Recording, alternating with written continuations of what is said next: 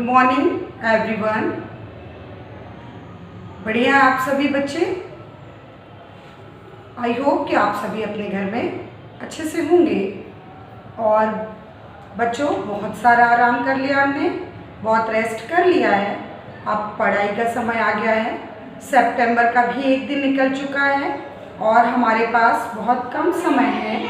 इसी में हमको एग्ज़ाम्स भी देने हैं। हर 15 दिन में आपको एग्ज़ाम्स होंगे, जैसा कि आपको जानकारी समय समय पर दी जाती है। ठीक है, तो अब हमको बहुत जो भी बच्चे लापरवाही कर रहे हैं, प्लीज़ वो लग जाओ पढ़ाई करने में और अपना वर्क भी साथ साथ में कंप्लीट करते चलना। ठीक है, तो स्टार्ट करते हैं आज की क्लास। कल कैश बुक जो हमारा चल रहा है, रोकड़ बही, उस कैश बुक में क्वेश्चन नंबर 12 तक हम कर चुके हैं और आज हम स्टार्ट करते हैं क्वेश्चन नंबर 13। ध्यान देंगे। निम्नलिखित व्यवहारों को मेसर्स सुदीप की त्रिस्तंभीय रोकड़ बही में लिखिए। ठीक है, 2015 1 अप्रैल। हो सकता है सत्र आपके बुक में आगे पीछे हो, तो वो मैटर नहीं करता है। क्वेश्चन मेन है 2015 1 अप्रैल। स्टार्ट करते हैं। सबसे पहले हमने लिख लिया 2015 1 अप्रैल। क्वेश्चन में कह रहे हैं रोकड़ शेष 18,000, बैंक शेष 14,000 और आपको डेबिट भी दिया। ठीक है, तो टू बैलेंस बीडी रोकड़ शेष, यानी हमको रोकड़ शेष यानी कैश का बैलेंस कितना दिया है 18,000। तो ये कैश की कॉलम में हमने लिखा 18,000 रुपये और बैंक शेष डेबिट लिख भी रहा है और बैंक शेष डेबिट में आता भी है 14,000।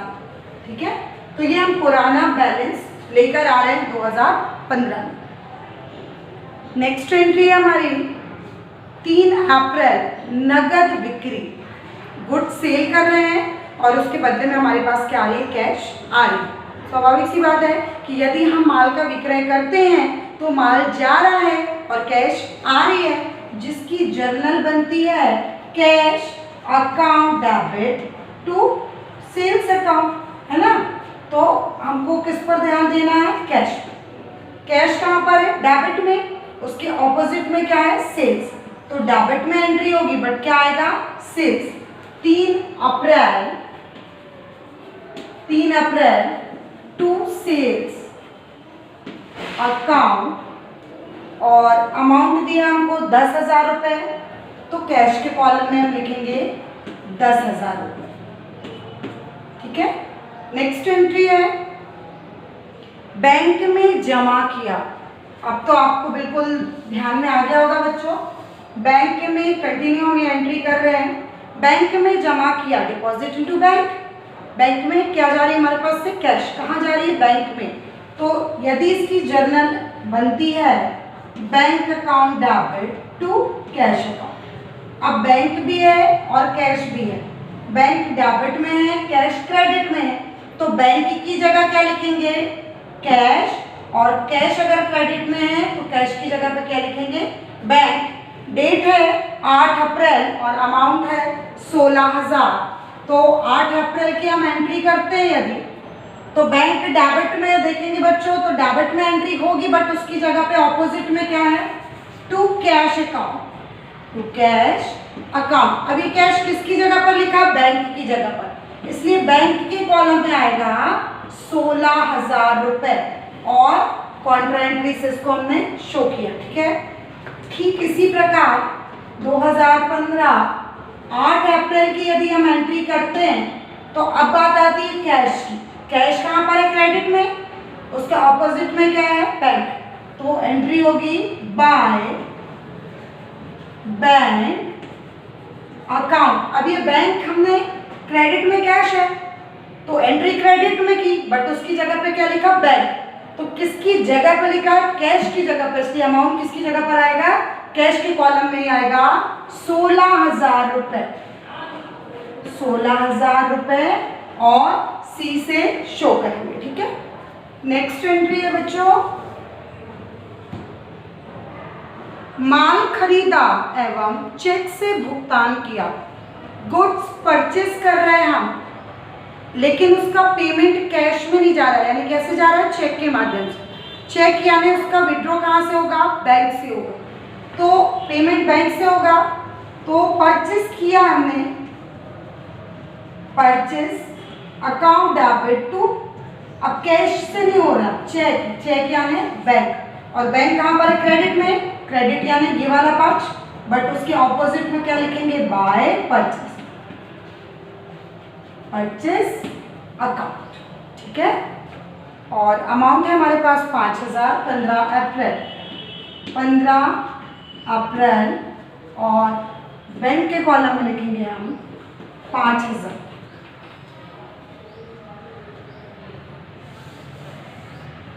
लास्ट एंट्री है, बैंक से रुपया निकाला, विड्रॉ कर रहे हैं हम, कहां से कर रहे हैं, बैंक से, तो हमारे पास क्या आ रही है, कैश आ रही है, cash account debit to bank.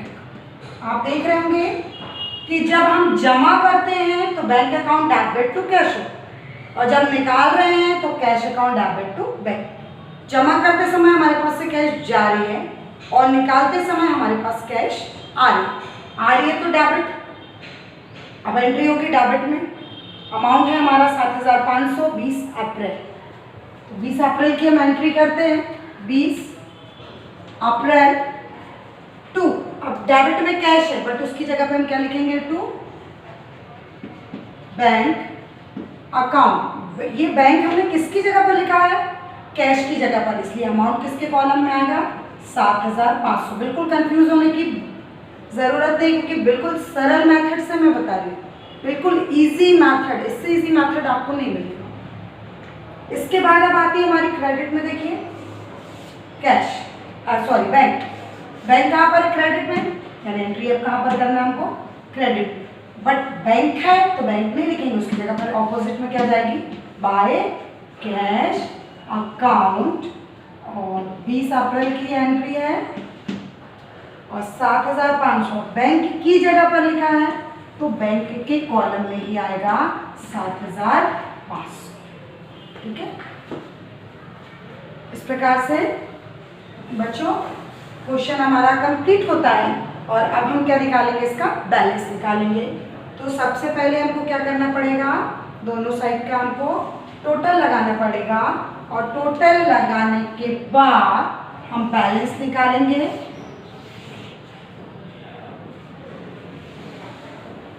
Discount में कुछ भी नहीं है, तो डिस्काउंट हमारा सीधे मिल जाएगा, ठीक है। 18, 10, 28, 35,500 टोटल होता है डेबिट का, और 30,000 टोटल होता है डेबिट की बैंक का, ठीक है। 16,000, 35,500 में से यदि हम 16,000 लेस करते हैं तो हमारा आता है बैलेंस 30 अप्रैल, लास्ट डेट लिखेंगे, बाय बैलेंस सी, ठीक है। यदि 35,500 में से हम 16,000 लेस करते हैं तो हमारा आता है 19,500 रुपये बैलेंस आता है, 19,500, और फाइनल टोटल हो जाएगा हमारा 35,500, ठीक है। नेक्स्ट है हमारा बैंक डेबिट का है 30,000, और 12,500 यदि हम लेस करते हैं तो हमारा आएगा 7,500, और फाइनल टोटल हो जाएगा 30,000, ठीक है। तो सॉरी 7 नहीं, 17,500 आएगा, 17,500। 30,000 में से यदि हम 12,500 लेस करते हैं तो हमारा 17,500 आता है, और ये हमारा क्या है, बैलेंस है, ठीक है। बैलेंस है, यानी इक्वल हो गया। डेबिट पक्ष इज इक्वल टू क्रेडिट पक्ष हमारा कंप्लीट होता है। इस प्रकार से क्वेश्चन नंबर 13 हमारा कंप्लीट होता है। देखते हैं क्वेश्चन, नेक्स्ट क्वेश्चन हम क्वेश्चन नंबर 14 2015 1 जनवरी 3 खानों वाली रोकड़ बही ये भी है, यानी triple column cash book. Question आप भी अपनी बुक में देखेंगे। रोकड़ बही रोकड़ बाकी 1000 रुपये और बैंक शेष 2500 रुपये। सेम मेथड का क्वेश्चन है। 2015 हम लिख लेंगे और बैलेंस आपको पता है कि 2 में आएगा। 2015 1 जनवरी 2 बैलेंस बीडी। कैश के कॉलम में हमने लिखा 1000 और बैंक के कॉलम में हमने लिखा 2500। ठीक है। नेक्स्ट है मोहन से 660 रुपये प्राप्त हुए, 10 रुपये कटौती दी। मोहन से हमें क्या प्राप्त हो रही है? कैश। तो यदि एंट्री ये बनती है कैश अकाउंट और कैश के साथ ही क्या आएगा? Discount account to Mohan. Cash कहाँ पर है? डेबिट में। तो एंट्री कहाँ पर होगी? डेबिट में, बट उसकी जगह पे क्या आएगा? टू मोहन। मोहन 660 कैश में, 10 रुपये डिस्काउंट में और 4 जनवरी 660 रुपये कैश में, 10 रुपये डिस्काउंट में और डैश। नेक्स्ट है बैंक में जमा किया 1000 रुपये। बैंक में पैसा जा रहा है 5 जनवरी को, तो एंट्री क्या बनती है? बैंक टू कैश, यानी कॉन्ट्रा एंट्री। बैंक की जगह कैश और कैश की जगह बैंक। तो ये हमने लिखा 5 जनवरी बैंक डेबिट में है तो टू कैश, तो कैश अकाउंट सी से शो करेंगे। अमाउंट है हमारा 1000 रुपये, तो कैश है तो अमाउंट जाएगा बैंक में 1000 रुपये, क्योंकि हमने कैश बैंक की जगह पर लिखा था। और बाय कैश की जगह पर बैंक अकाउंट 1000 रुपये कैश के कॉलम में और डेट है 5 जनवरी। नेक्स्ट है रोकड़ी माल खरीदा 8 जनवरी। रोकड़ी माल खरीदा, परचेस यानी गुड्स हम क्या कर रहे हैं? परचेस कर रहे हैं, तो purchase account debit to cash account. Cash कहाँ पर जा रही? क्रेडिट में। तो 8 जनवरी की एंट्री कहाँ पर होगी? क्रेडिट में, बट उसकी जगह पर क्या जाएगा? बाय परचेस अकाउंट, क्योंकि नकद में हमने माल खरीदा है, माल आ रहा है और कैश जा रहा है। ठीक है। तो कितना है अमाउंट? अमाउंट है कुल हमारा 500 रुपये कैश के कॉलम में, 500 रुपये कैश के कॉलम। नेक्स्ट एंट्री है राम को चेक से 240 रुपये अदा किए, कटौती। किसी को चेक देंगे तो बैंक, किसी से चेक मिलेगा तो कैश। यानी 11 जनवरी की देखें राम को, तो राम डेबिट बैंक और डिस्काउंट। ठीक है। राम डेबिट, राम को मिल रहा है, Ram debit to bank to discount. तो अब राम बैंक कहाँ पर है? क्रेडिट में, यानी एंट्री कहाँ पर होगी? क्रेडिट में, बट उसकी ऑपोजिट में कौन आएंगे? बाय राम। ठीक है। और 240 रुपये बैंक में और 10 रुपये डिस्काउंट में। 11 जनवरी 240 रुपये बैंक में और 10 रुपये डिस्काउंट। ठीक है। नेक्स्ट एंट्री देखेंगे बच्चों, रोकड़ी विक्रय 500 रुपये बैंक में जमा किए 600। अब 2 एंट्री इंक्लूड है। 15 जनवरी में 2 एंट्री इंक्लूड है। आप देखेंगे रोकड़ी विक्रय 500 रुपये, यानी एक एंट्री इसकी बनेगी, बैंक में जमा किए 600 रुपये, एक एंट्री इसकी बनेगी और डेट है 15 जनवरी की। ठीक है, तो पहली एंट्री करते रोकड़ी विक्रय, यानी हमारे पास क्या आ रही है, कैश आ रही है और टू सेल हो रही है, यानी हमने माल बेचा, सेल किया और उसके बदले में हमको क्या आई, कैश। कैश कहाँ पर आ रही है, डेबिट में, यानी एंट्री कहाँ पर होगी, डेबिट में। टू ऑपोजिट वाली एंट्री क्या है, टू सेल्स अकाउंट। रोकड़ी विक्रय, रोकड़ी यानी कैश, तो कैश के कॉलम में 500। ठीक है, और डेट है 15 जनवरी।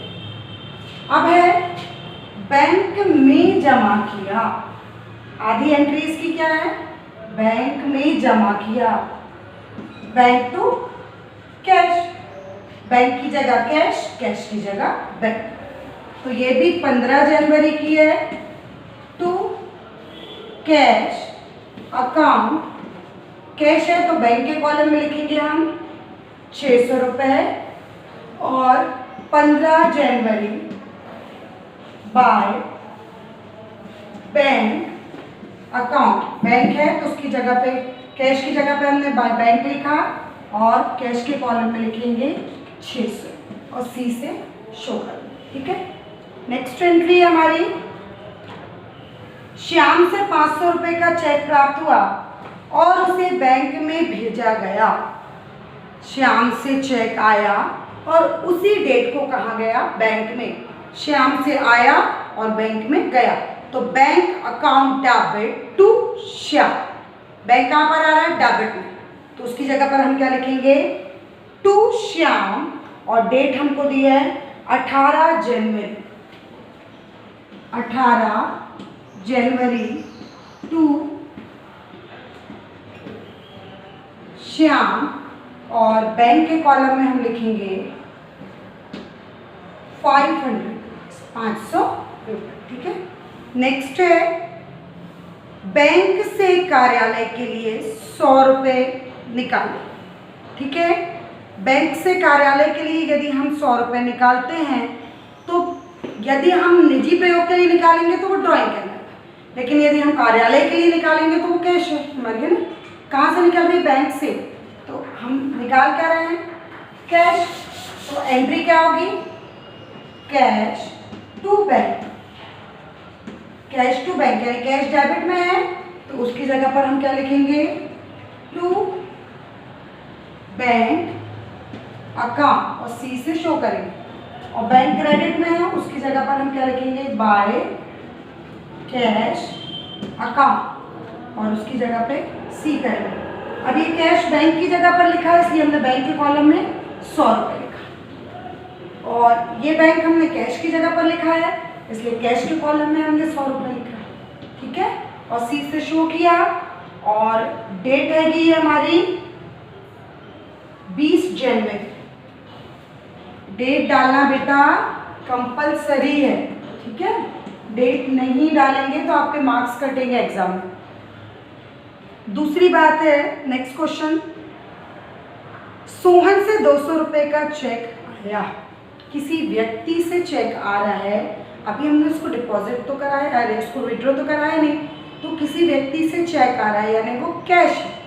किसी व्यक्ति को चेक दोगे तो वो बैंक में आता है, किसी व्यक्ति से चेक आ रहा है यानी वो क्या है, कैश है, तो cash account debit to Sohan, तो कैश डेबिट में उसकी जगह पर हमने क्या लिखा, टू सोहन और कैश के कॉलम में आ गया 200 रुपये। ठीक है, और डेट हम डालेंगे सोहन की 23 जनवरी, 23 जनवरी। नेक्स्ट है,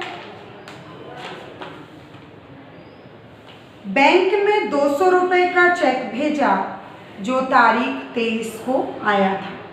अब देखेंगे बच्चों, तारीख 23 को, यानी यही 200 रुपये का चेक जो सोहन से आया था तो वो 23 को नहीं भेज रहे। अब सोहन से जो चेक आया था यानी वो क्या थी, कैश, अब उसको वापस से वो नेक्स्ट डेट को यानी 26 तारीख को लेकर जा रहे हैं बैंक में डिपॉजिट करने, तो वो कैश अब कहाँ जा रही, बैंक में, यानी एंट्री क्या होगी, bank account debit to cash, entry होगी bank account debit to cash. Bank कहाँ पर है? डेबिट में। तो एंट्री कहाँ पर होगी? डेबिट में, बट उसकी जगह पर क्या लिखेंगे? To cash account 26 January. Cash है तो अमाउंट जाएगा बैंक के कॉलम में, कितना? 200 रुपये। और 26 जनवरी बाय, क्रेडिट में कैश है तो उसकी जगह पर हम क्या लिखेंगे? By bank account. बैंक की जगह है कैश की जगह, तो हमने कैश के कॉलम में लिख दिया 200 रुपये और कॉन्ट्रा से शो कर दिया ने सी से। और लास्ट एंट्री है बच्चों हमारी, वेतन दिया 100 रुपये, रोकड़ी वेतन 100 रुपये, किराया दिया 40 रुपये चेक द्वारा। अब दोनों ही खर्चे हैं, 31 जनवरी दोनों ही खर्चे हैं, और बट एक कैश में पेमेंट हो रहा है और एक चेक में पेमेंट हो रहा है। तो कैश का अमाउंट कैश में, चेक का अमाउंट बैंक में जाएगा, है ना। तो सबसे पहले हम लिखते हैं बाय सैलरी, और नेक्स्ट है 31 जनवरी को ही by rent account, rent account. अब सैलरी कैश में है 100 रुपये, तो कैश के कॉलम में हमने लिख दिया 100 रुपये और बैंक में डैश कर, और जो रेंट है वो चेक से पेड कर रहे हैं 40 रुपीज़, तो ये बैंक के कॉलम में लिख दिया हमने 40। ठीक है, इसके बाद हम क्या निकालेंगे? 31 जनवरी को ही, क्योंकि ये मंथ का लास्ट डेट होता है, बाय बैलेंस सी। ठीक है, और इसके लिए हमको सबसे पहले क्या करना पड़ता है? आपको पता है, सबसे पहले हमको करना पड़ता है इसका टोटल लगाना पड़ता है। तो 10 यहाँ पर आ गया, डिस्काउंट का कभी भी बैलेंस नहीं जाता है, तो ये हमने टोटल यदि लगाया तो इस पक्ष में भी 10 ही है। अब हम क्या करेंगे? डेबिट के कैश का टोटल लगा के क्रेडिट के कैश को लेस कर देंगे। ठीक है, तो यदि हम डेबिट के कैश का टोटल लगाते हैं तो हमारा आता है 2460। ठीक है, 2460।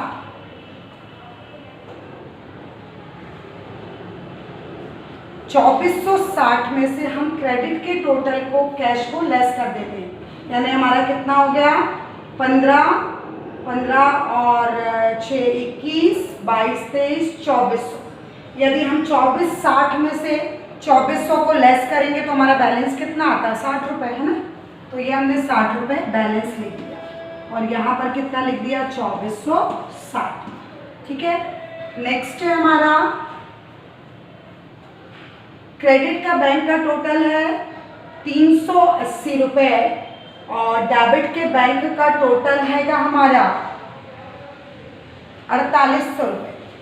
तो 4800 रुपये में से 380 को यदि हम लेस करेंगे, 4800 माइनस 380,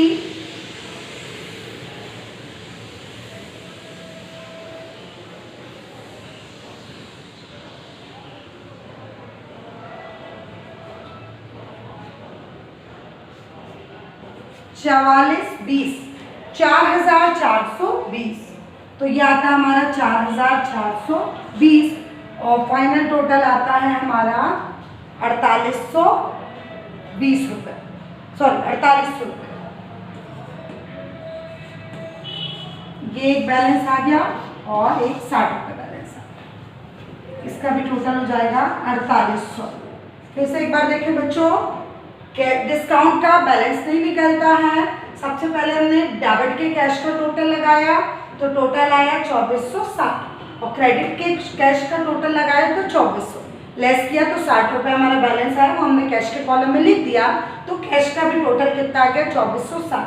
अब हम यहाँ पर देख रहे हैं कि डेबिट का बैंक आया है 4800 रुपये, और 4800 रुपये में से हम 380 यदि लेस करते हैं तो 4420 रुपये हमारा बैलेंस आता है, और यदि वहाँ पर हम लिख देते तो हमारा फाइनल टोटल आ जाता है 4800 रुपये। इस प्रकार से हमारा क्वेश्चन नंबर 14 भी कंप्लीट होता है।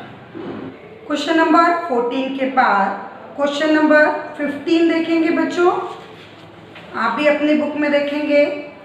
2015 1 जनवरी स्टार्ट करते क्वेश्चन। 2015 1 जनवरी, ठीक है। अब अभी तक हमने टू बैलेंस बीडी किया था, पहली मत को जो हमको रोकड़ शेष देता था, तो अभी भी वो लिखेंगे हम टू बैलेंस बीडी, ठीक है। कैश के कॉलम में हमको दिया 5,000 रुपये, तो कैश के कॉलम में हमने 5,000 रुपये लिख दिया, ठीक है। किंतु अब हमें दिया है बैंक अधिविकर्ष, अधिविकर्ष यानी अधिविकर्ष डेबिट में नहीं आता, बैंक शेष डेबिट में आता है। अधिविकर्ष यानी हमारा बाय बैलेंस बीडी होगा सेम डेट का, यानी 2015 1 जनवरी बाय बैलेंस बीडी। अब बैंक अधिविकर्ष 1,500 रुपये, यानी बैंक के कॉलम में हमने क्या लिखा 1,500, ठीक है।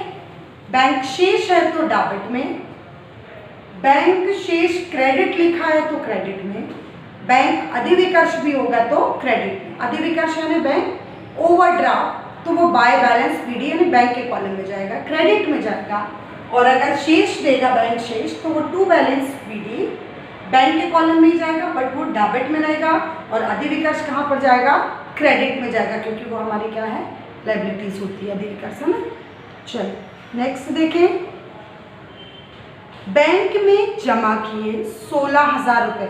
अब बच्चों, अब आपके दिमाग में बात आ जानी चाहिए कि बैंक में जमा किया और बैंक से निकाला, यानी कॉन्ट्रा एंट्री यानी विपरीत प्रविष्टि ट्रांजैक्शन क्या होंगे, एक्सचेंज हो जाएंगे। यानी बैंक में जमा किया है तो एंट्री क्या हो रही है, बैंक टू कैश, यानी दोनों पक्षों में एंट्री होगी।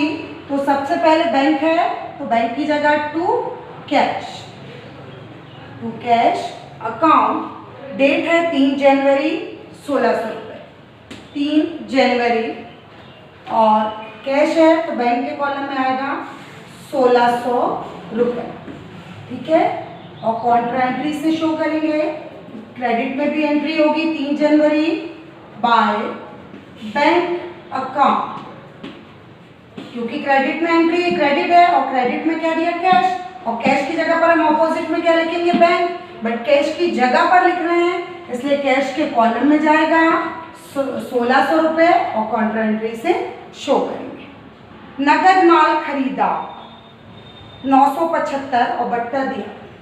नगद माल खरीदा, purchase account debit to cash, cash कहाँ पर आ रही क्रेडिट में, यानी क्रेडिट में एंट्री होगी, बट कैश की जगह क्या आएगा बाय परचेस,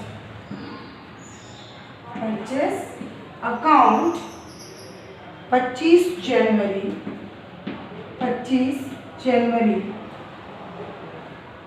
बट्टा, यानी डिस्काउंट है 25 रुपये और 975, ठीक है। इस प्रकार से क्वेश्चन हमारा क्वेश्चन नंबर 15 भी कंप्लीट होता है। और अब हम निकालेंगे इसका बैलेंस, निकालेंगे 30 जनवरी को बाय बैलेंस सीडी, और फाइनल टोटल भी हमको लगाना है तीनों का, ठीक है। तो फाइनल टोटल भी हो जाएगा, डैश आएगा डिस्काउंट में, डेबिट में 5,000 कैश का और बैंक का 1,600 रुपये, ठीक है। अब क्रेडिट में हमको क्या निकालना है, बैलेंस निकालना है। क्रेडिट में जाएगा क्योंकि क्रेडिट की मद क्या है कम है, तो डिस्काउंट तो हमने पहले लिख लिया, और 5,000 में से 1,600 प्लस 975 को हम क्या करेंगे लेस कर देंगे, तो हमारा कितना आएगा 24,25 और फाइनल टोटल हो जाएगा 5,000, ठीक है, 2,425 रुपये। अब क्रेडिट में डेबिट में बैंक 1,600 है और 1,500 रुपये, तो लेस किया तो 100 रुपये और फाइनल टोटल क्या हो गया 1,600, ठीक है। इस प्रकार से आपका क्वेश्चन नंबर आज हमने 13, 14 और 15 कंप्लीट किया। आशा करती हूँ कि आपको समझ में आया होगा बच्चों बहुत ज़रूरी है आपको पढ़ाई में लग जाना। हमारे पास अब ज़्यादा समय नहीं है, बहुत रेस्ट कर लिया हमने घर पर रह के, और घर पे रहकर ही आपको पढ़ना भी है। यदि आपको कोई भी डाउट होता है तो आप विद्यालय में आकर भी आप स्कूल में आकर 9 to 11 के बीच में पूछ सकते हैं। आपकी जो भी समस्या हो या तो फ़ोन करके भी पूछ सकते हैं, पर आप अपनी समस्या को दूर करते हुए कोर्स कंप्लीट करते हुए तैयार। Thank you so much.